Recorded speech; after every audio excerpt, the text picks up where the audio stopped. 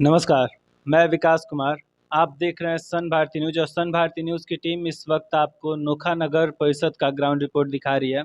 आम जनता के मिलने के साथ-साथ यहाँ की समस्याओं के बारे में जानने का प्रयास के साथ में जो प्रत्याशी के रूप में इस वक्त सामने है नोखा नगर परिषद से, चाहे वो चेयरमैन हो या फिर वार्ड पार्षद हो, उन तमाम लोगों से मिला जा रहा है और उनका मैनिफेस्टो क्या सोच है, किस मुद्दे के साथ चुनावी मैदान में है, किस तरह का समर्थन से जनता से मिल रहा है उन्हें, इन्हीं तमाम बातों पे हम चर्चा करेंगे। लेकिन अभी हम मौजूद है वार्ड नंबर 6 में और यहाँ पे वार्ड पार्षद पद के प्रत्याशी के रूप में राजा बाबू पटेल, जो कि एक युवा प्रत्याशी, हालांकि पिछली बार भी राजनीतिक करियर में आए थे और वार्ड पार्षद लड़ने के दौरान मामूली वोटों से शिकस्त पड़ा इनको। लेकिन इस बार किस तरह का तैयारी इनका है, क्या मुद्दा रहेगा, तो सबसे पहले आइए हम आपको उनसे मिलवाते हैं।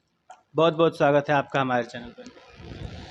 सबसे पहले मेरा नोखा नगर परिषद के सभी जनता को और मेरे सब गार्जियन को मेरी तरफ से प्रणाम है। तो पहले फिर से आप वार्ड पार्षद प्रत्याशी के रूप में सामने हैं, तो देखा जाए एक तरफ आपका युवा राजनीतिक करियर है, तो क्या लग रहा है पिछली बार जो कुछ कमियां रह गई थी उन तमाम कमियों को पूरा कर पाए?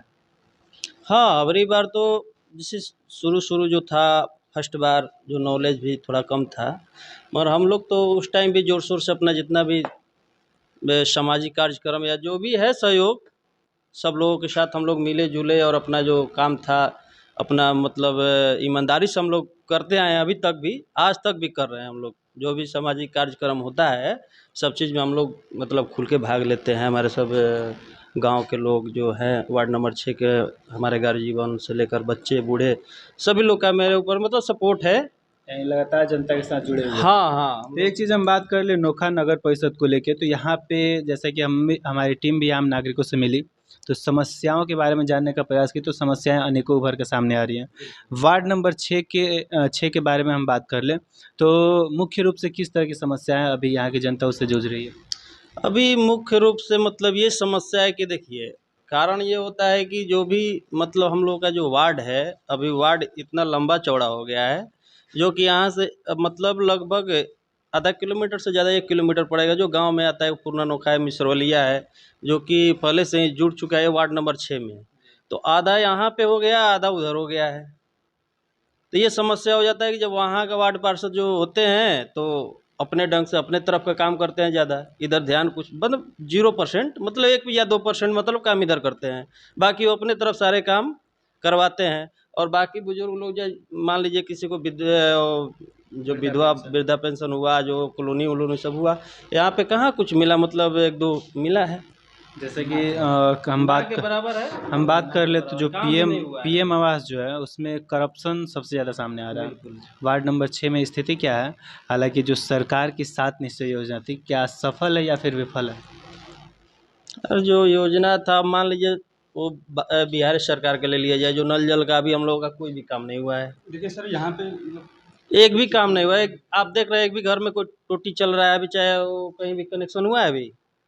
अभी तो आप प्रत्याशी के रूप में सामने हैं, हालांकि जनता भी कोई पद नहीं दी है, लेकिन आने वाले समय में जनता अगर वार्ड पार्षद का पद देती है आपको, तो प्राथमिकता किधर जाएगा? मेरा ये सोच रहेगा प्राथमिकता का, मतलब हमको बस ये एक भाव है कि जो गरीब आदमी है जिसको कोई लाभ नहीं मिल पा रही है अभी तक, उसको हमको लाभ दिलवाने का बस मेरा लक्ष्य ये है कि जिसको जो लाभ नहीं मिल रहा है उसको पहुंचाया जाएगा। उसके पास हम खुद जा करके उनका काम करेंगे खुद। और जिसको मतलब कॉलोनी नहीं है, किसी का राशन कार्ड देख लीजिए, अभी इतना गरीब आदमी जो 1-2 आदमी है मेरे मोहल्ले में, जो उन लोगों का राशन कार्ड भी नहीं है अभी तक। अब क्या ध्यान नहीं बताएं। रहता है। यहाँ पे कोई प्रतिनिधि समय से आता है, अब प्रतिनिधि जब चुनाव आएगा तो प्रतिनिधि घूमना शुरू हो जाए यहाँ पे, एक से एक मतलब आने लगे अपना इधर। और बाकी 4 साल 8 महीना 9 महीना पता नहीं कहाँ रहते हैं और क्या करते हैं, उससे कोई मतलब नहीं रहता है मेरे वार्ड में। तो जिस तरह क्योंकि यहाँ का जो वार्ड पार्षद है अभी पूर्ण नोखा, मतलब जो बताए ना वो देहात का, वहाँ के हैं अभी, और धनजी सिंह नाम है जो भी उनका। कार्य होता है उसी क्षेत्र में होता है। हाँ बिल्कुल, ज़्यादा अधिकांश मतलब थोड़ा बच गया तो थोड़ा ना के बराबर हो जाता है कि ना काम करवाए हैं। वोटर्स तो इधर भी है उनके। होंगे, हैं। वोटर नहीं रहते तो मेरा यहाँ पे नोखा में ज़्यादा वोटर हैं और वो जीत रहे हैं, इसका मतलब कि यहाँ पे वोटर है उनका। वार्ड बिल्कुल है। नंबर 6 में ये सब सम्मिलित है। हाँ, सम्मिलित है, मगर कार्य मिसरवलिया, बराबर होना चाहिए। हाँ, मिसरवलिया और जो पूर्णा नोखा है एक में है, और ये वार्ड नंबर 6 मेरा, ये पटेल नगर है। तो वहाँ से मेरे वोटर यहाँ पे ज़्यादा हैं। लगभग यहाँ पे वहाँ से 75-80 वोट ज़्यादा है मेरा। इसके अलावा अगर हम बात कर ले तो एक तरफ देखा जा रहा है तो केंद्र सरकार या फिर राज्य सरकार स्वच्छ भारत अभियान पे सबसे ज़्यादा ध्यान दी है। तो वार्ड नंबर 6 में स्थिति क्या है उसका? स्थिति है कि मतलब बहुत कम यहाँ पे जो ये शौचालय का भी कार्य हुआ था, तो यहाँ पर भी बहुत गिना चुना, यहाँ पर हम लोग के मोहल्ले में बहुत गिना चुना वही कुछ मिला है। इस बार नहीं मिला है, वो तो पहले जो 5 साल के दरमियान वो पहले वाला जो वार्ड पार्षद थे, उन्होंने ज़्यादा काम किए हैं यहाँ पे फोकस शौचालय का, उस टाइम में चल रहा मतलब था। आपका सबसे ज़्यादा अहम फोकस किस पे रहेगा? अब हम फोकस जो जैसा होगा, मेरा तो अभी गली नली इतना भी गड़बड़ है कि हम क्या बताएं आपको। तो क्या अपील कीजिएगा, क्योंकि देखा जाए तो इसके लिए सभी जाति धर्म के लोगों का साथ होना जरूरी है। तो क्या अपील कीजिएगा समस्त जनता से? मतलब आगामी चुनाव को लेकर जनता से क्या अपील है? आगामी मतलब अपील ये है कि जो भी हम करेंगे काम अपना जनता के लिए निस्वार्थ काम करेंगे। ये नहीं है कि हम यहाँ से पटेल नगर से जीत जाते हैं तो हम मिसरवलिया में काम नहीं करेंगे, तो पूर्णा नोखा में काम नहीं करेंगे, क्योंकि ये मेरा वार्ड सब सम्मिलित जब 6 नंबर है, तो जहाँ जिस चीज़ का ज़रूरत है वहाँ पे उस ज़रूरत को पूरा किया जाएगा।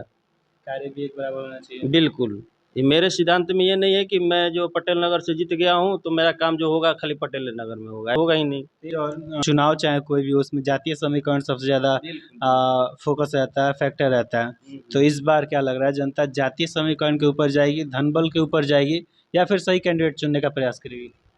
अब देखिए, अब हो गया नगर परिषद, जी, जो पहले था जो नगर पंचायत था, अब नगर परिषद हो गया। अब तो लग रहा है कि अब हम लोग का यहाँ पे जो विकास का काम होगा बहुत ज़ोर शोर से बहुत ज़्यादा होगा। लगभग हमको लग रहा है कि मतलब नगर परिषद में होता है कि ज़्यादा जो होता है अपना टेंडर वेंडर जो रोड का, गली का, नली का, ये सब स्कीम आते रहेगा और ज़्यादा आएगा, समझे। तो वार्ड नंबर 6 से आपको तो मतलब हाँ, कार्य करना है। तो हमको बस एक मेरा दिल में यही है कि एक बार हम बने और एक बार जनता को दिखा दे कि अगला बार हमको इतना मतलब ना घूमना पड़े ना उनको समझाना पड़े।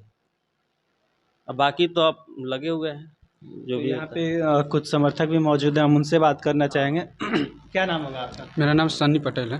तो एक बात बताइए, जो इस वक्त वार्ड पार्षद प्रत्याशी के रूप में है राजा बाबू पटेल, इनका छवि कैसा है? देखिए, अगर मैं बात करूँ हिस्टोरिकल तौर पे, तो पंचायती राज इंस्टीट्यूशन के लाने की ज़रूरत क्यों पड़ी। 1952 में नेहरू जी 2 कार्यक्रम लाए थे डेवलपमेंट के लिए। तो वो डेवलपमेंट का कार्यक्रम तो लाए थे, तो लेकिन उसका विकास सही से नहीं हो पाया, क्योंकि वो डेवलपमेंट का जो कार्यकाल था वो ब्यूरोक्रेट्स के थ्रू लाए थे। ब्यूरोक्रेट्स ये IAS IPS जो भी हैं। और उसके बाद क्या हुआ कि फिर एक कमेटी बनाई गई, बलवंत राय मेहता कमेटी 1957 में। तो जब वो कमेटी बनाई गई, तो वो कमेटी बनाई गई कि आखिर हम डेवलपमेंट के लिए पैसा खर्च कर रहे हैं, सब चीज़ खर्च कर रहे हैं, लेकिन फिर भी हमारे गाँव में विकास क्यों नहीं हो पा रहा है। क्योंकि गांधी जी कह के गए थे कि भारत गाँव का देश है। यहाँ पे अभी भी सर 68.8% भारत की जनसंख्या गाँव में निवास करती है, और बिहार का एक आंकड़ा देखें तो 88.7% बिहार की जनसंख्या गाँव में निवास करती है। तो अब क्या हुआ कि जब वो बलवंत राय मेहता कमेटी देखे आई, तो देखिए क्या कि यहाँ पे जो जैसे MLA काम करते हैं, तो MLA तो ठीक है इस एरिया से चुन के जाते हैं, लेकिन उनका ऑफिस कहाँ होता है, पटना में। तो जो जनता का रियल प्रॉब्लम है वो MLA के पास कैरी नहीं हो पाता। एक MLA का दायरा भी बहुत होता है। तो इसके लिए ज़रूरत पड़ी पंचायती राज इंस्टीट्यूशन की, 3 टायर, एक ग्राम पंचायत, एक पंचायत समिति और एक जिला परिषद। तो अब हमारे और नगर के लिए नगर पंचायत, नगर परिषद और नगर निगम। तो अब क्या है कि हम नगर पंच परिषद में चाहे नगर पंचायत में हमें एक ऐसा कैंडिडेट चाहिए जो सब चीज़ जानता हो, हमसे जुड़ा हो, जो हमारी समस्याओं को कैरी करता हो। तो जैसा कि आपने पूछा कि आप इनकी छवि कैसे देखते हैं, तो राजा बाबू पटेल एक ऐसे आदमी है जो हमारे साथ खेले हैं, हमारे बड़े भाई के तौर पर हैं, खेले हैं, कूदे हैं। इनका जुड़ाव बच्चों के साथ है, बुजुर्ग वर्गों के साथ है, और सबकी समस्याओं को चुनते। ये ऐसा नहीं है कि आज चुनाव में खड़े हो रहे हैं तो सब किसी के काम आ रहे हैं, इससे पहले से भी ये लोगों के काम आते रहे हैं। तो इनकी छवि एक अच्छे नेता के रूप में है। और काफ़ी एक चीज़ और देखा जाता है, चुनाव जैसे कि नज़दीक आने पे प्रत्याशी अनेकों आते हैं, लेकिन जनता उन्हें ही चुनने का काम करती है जो जनता के साथ हमेशा खड़े रहते हैं। तो क्या इनका जो भी बैकग्राउंड है जनता के साथ कैसा है? इनका जनता के बैकग्राउंड के बारे में हम बताएं कि ये आज से नहीं, बहुत पहले से ही ये लोगों के साथ जुड़े हुए हैं। किसी का भी कहीं भी, आप मुझसे नहीं, 2-4 और लोगों से भी बात के सर्वे कर सकते हैं कि इनकी जिसका जो काम हो हर काम में हेल्प करे हैं। बुजुर्ग वर्ग से जाके बात कीजिए कि इनका व्यवहार कैसा है, वो बच्चों से लेके बूढ़े तक, और एक ऐसा ही नेता की ज़रूरत है, और प्लस में युवा भी है। आज की डेट में एक ऐसे नेता की ज़रूरत है जो लड़ चढ़ के काम करे। एक चीज़ और, चुनाव से पहले प्रत्याशी जो भी वादे करते हैं, चुनाव जीतने के बाद जिस उम्मीद पे जनता जिताती है, 5 साल के लिए पता चलता है कि वो तमाम सपने वादे अधूरे रह जाते हैं। तो क्या लगता है, इनके द्वारा कार्य पूरा होगा या फिर अधूरा रहेगा?